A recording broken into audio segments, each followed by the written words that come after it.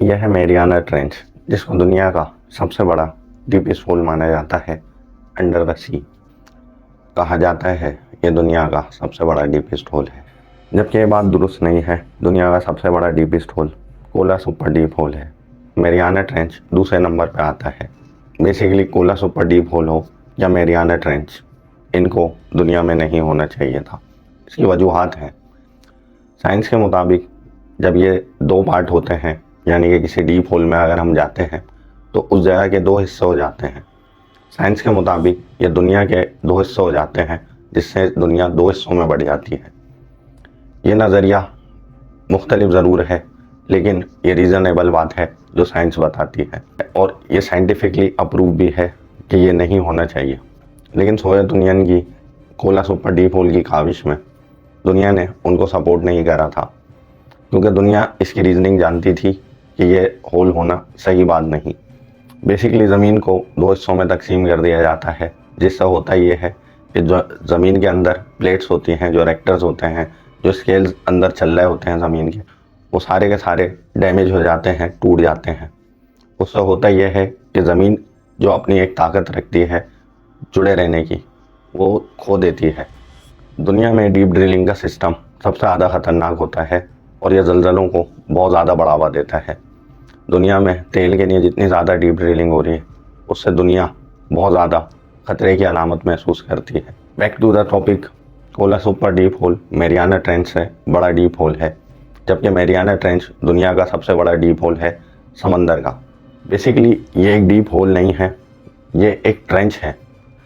Trench जो कि एक ट्रायंगल नुमा शेप के अंदर नीचे जा रहा है।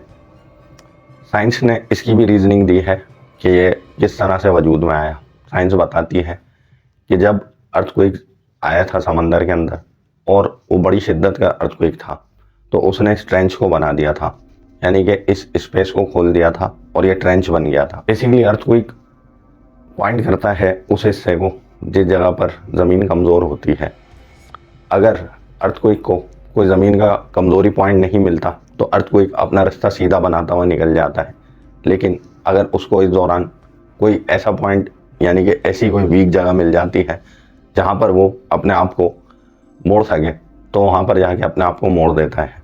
बिल्कुल ऐसा ही हुआ जब मेरियाना ट्रेंच बना था, यानी कि साइंस के मुताबिक अर्थक्वेक अपना रास्ता इख्तियार किए हुआ था, और ये ट्रेंच की जगह जो थी ज़मीन, यानी समंदर का जो सी बेड था, उसमें अर्थक्वेक ने उसकी कमज़ोरी को काउंट करा और वहाँ पर जाके इसको दो हिस्सों में तकसीम कर दिया। मेरियाना ट्रेंच वो ट्रेंच है जिसको कहा जाता है ये दुनिया दो पार्ट में तकसीम हुई है। साइंस के मुताबिक जो इस ट्रेंच के दोनों पार्ट हैं, उनको दो अलग अलग हिस्से माने जाता है। बेसिकली ये पूरी तरह से एक डैमेज प्लेस है, यानी कि ज़मीन का एक बहुत बड़ा दरार है। इस दरार के अंदर पानी भरा हुआ है, जबकि इस दरार की वजह से दुनिया बहुत बड़े ख़तरे में है। यह हकीकत है कि ट्रेंच अपनी एक मिसाल रखता है, लेकिन ये दुनिया के लिए सबसे ज़्यादा तबाही का सबब भी बन सकता है। ये ट्रेंच इतना ज़्यादा ख़तरनाक हो सकता है कि दुनिया को दो हिस्सों में तकसीम कर सकता है। साइंटिफिक रिसर्च के मुताबिक, साइंस के मुताबिक दुनिया जो अपना एक वजूद रखती है गोलाई के अंदर, अगर उसमें इतनी बड़ी दरार पड़ जाती है तो ये सबसे बड़े ख़तरे की अलामत है, ना सिर्फ इंसानों के लिए बल्कि दुनिया में रहने वाले हर किस्म के जानदार के लिए ये ख़तरा है। बैक टू द टॉपिक आते हैं और मेरियाना ट्रेंच के साइज, डेप्थ, विड्थ, हर चीज़ के बारे में एनालिसिस करते हैं। मेरियाना ट्रेंच क्रिसेंट शेप का गड्ढा है, जिसकी लेंथ है तकरीबन 2550 किलोमीटर, जो बन जाता है 1580 माइल्स, और इसकी विड्थ यानी इसकी चौड़ाई है 69 किलोमीटर, जो बन जाता है 43 माइल्स, जबकि इसकी डेप्थ बताई जाती है 10,984 मीटर्स, जो बन जाता है 36,037 फीट्स।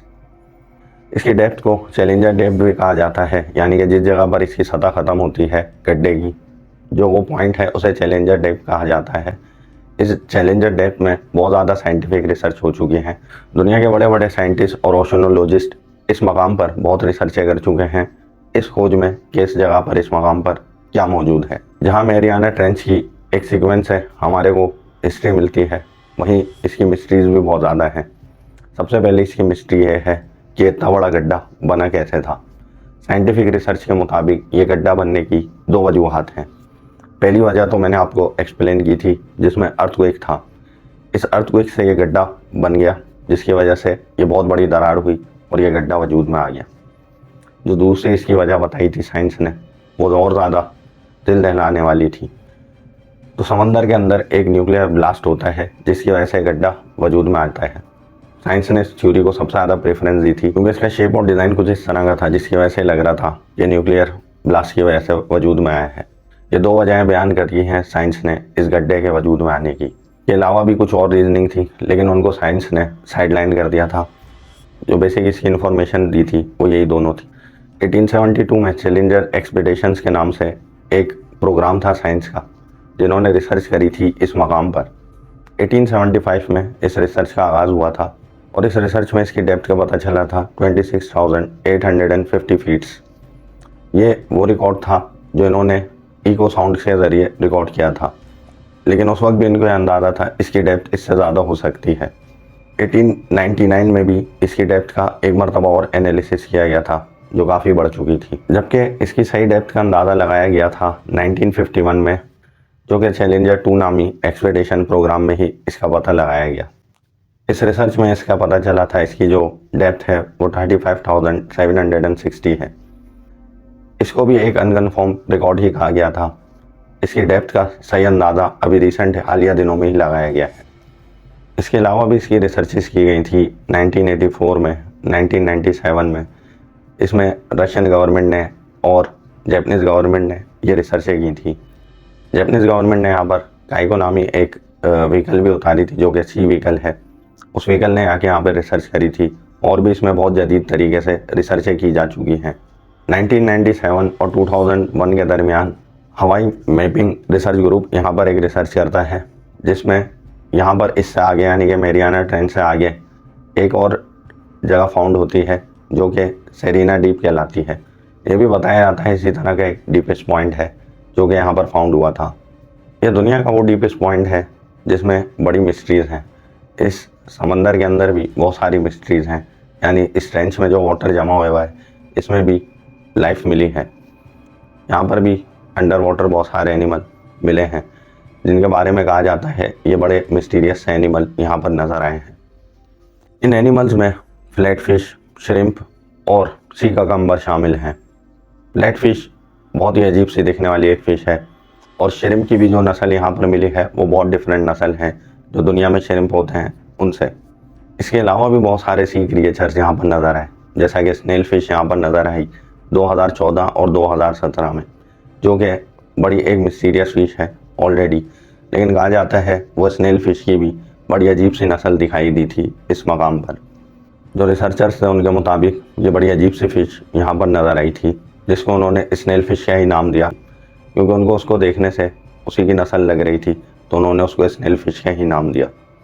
यहाँ एक और सी क्रिएचर देखा गया जिसको एम्फीपॉड कहते हैं, और उसको अभी यहाँ पर कहा गया विजिबिलिटी हुई है। ये एक ऐसा क्रिएचर है जिसके बारे में कहा जाता है ये किसी दौर में एक बड़ा जायंट सी क्रिएचर भी था। इसकी बहुत सारी पिक्चरें मंजर आम पर हैं, जिसमें ये बहुत ज़्यादा जायंट साइज़ में भी मिल चुके हैं। सिमिलरली ये भी एक मिस्टीरियस क्रिएचर है जो यहाँ पे फाउंड हुआ था। इसके अलावा और भी यहाँ पर घास वगैरह जो कि ज़िंदा घास से होती हैं, उनकी निशानदियाँ की गई हैं कि वो भी यहाँ पर फाउंड हुई। और भी यहाँ पर कुछ फिशेज़ दिखी थी जो कि बहुत छोटे साइज़ की थी, लेकिन वो ऊपरी सतह पे दिखी थी। जो इसके डीपेस्ट पॉइंट थे उनमें ये एनिमल और क्रिएचर दिखे थे। तो फ्रेंड्स, अगर इस स्टोरी को हम कंक्लूजन की तरफ लेकर जाते हैं और मैरियाना ट्रेंच की मिस्ट्री को मैं अगर आपके सामने रखूं, तो ये दुनिया का एक ख़तरनाक तरीन डीप होल है। इसको मैं ख़तरनाक तरीन इसलिए कह रहा हूँ क्योंकि साइंस ने इसकी निशानदेही की है। यह ख़तरनाक जगह है और यहाँ पर आना इंसानों के लिए ममनू है, यानी कि कोई इंसान इस जगह पर नहीं जा सकता।